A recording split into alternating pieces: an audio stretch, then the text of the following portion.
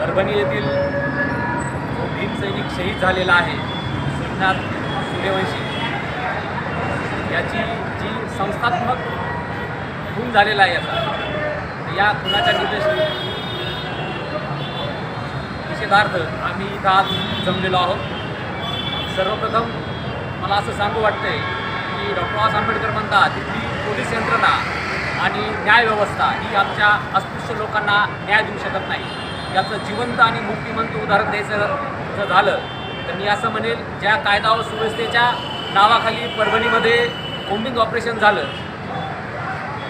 आणि आपण जर पाहिलं तर आपल्या लक्षात येईल की तिथला जो FIR आहे त्या FIRमध्ये कोणताही गुन्हा हा दखलपात्र स्वरूपाचा नाही। तसेच माननीय सर्वोच्च न्यायालयाने अरविंद कुमार